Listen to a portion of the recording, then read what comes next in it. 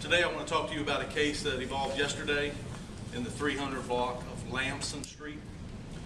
Missing persons detective Rick Villanueva was working a missing persons case. Went to that residence, talked to the two occupants of that residence, became suspicious, received also a tip from a family member of the missing person that there was a freshly dug grave out in the backyard of this residence. Detective Villanueva went out there, located it, called our major case evidence technicians. They came out with a Jacksonville Fire Rescue cadaver dog, and the dog alerted to the spot. Our evidence technicians then began digging away at the site, and approximately last night around midnight we did locate a body. The body is badly decomposed, so I cannot at this time tell you that is the identity of our missing persons. We believe it is. Both of those subjects were taken downtown late last night. They did confess to a murder. So at this time, I just checked with the medical examiner's office. We have not confirmed the identity yet. Once that does come across, like I said, we believe it is going to be our missing person victim. The motive for this, really don't know. All three of these individuals lived together in that house on Lamson. They had individual rooms. There's like a rented the room from a landlord. Motive may have been robbery. We got conflicting statements from both individuals last night, on why this occurred. So at this time, like I said, I'm withholding the identity until the ME can confirm it, but we're most likely it is going to be our missing person victim. Any questions? We've heard that the individuals living in that house were handicapped in some way, mentally handicapped. I mean, was this not a halfway house? Was this a facility, a place where that happened? It was rented to those kinds of folks? Talking to those individuals last night, I mean, I wouldn't say, maybe they did have some disabilities, but I wouldn't say they were mentally handicapped or challenged. They knew what was going on. They were living there individually in those rooms. And like I said, talking to them last night after getting the confessions, they had their faculties in place. How deep was the grave? The body was probably 12 inches under the ground and then deeper.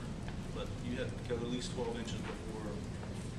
Because you said it was decomposed, but there was no obvious, No, and what we did, the body was wrapped in blankets, tarp.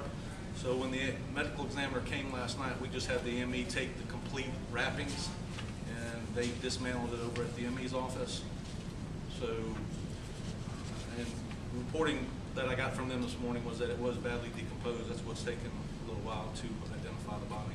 Any length of time for the decomposition of that body? The two subjects, and I'm going to announce their names here in just a minute, but they said that this occurred on the 6th of July. This individual was reported missing by his family member on the 11th.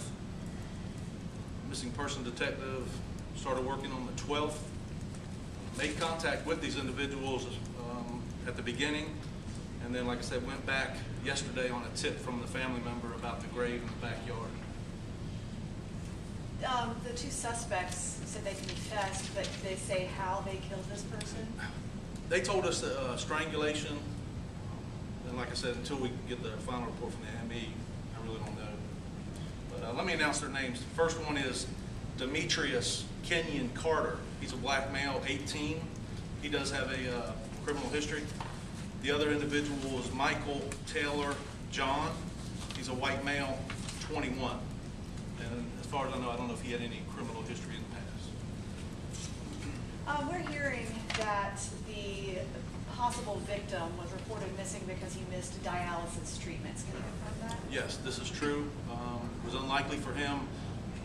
Supposedly last seen on the 5th of July, or heard from on the 5th.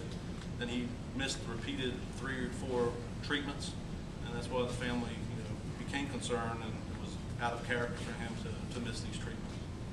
His family in Jacksonville? He has a sister local, yes. Any other questions?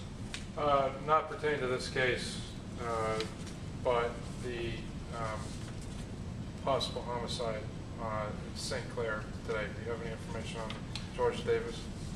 Just that it appears it was a blunt trauma, and at this time our investigators are currently working that, following up some leads, but I can't give you any more information other than a blunt force trauma.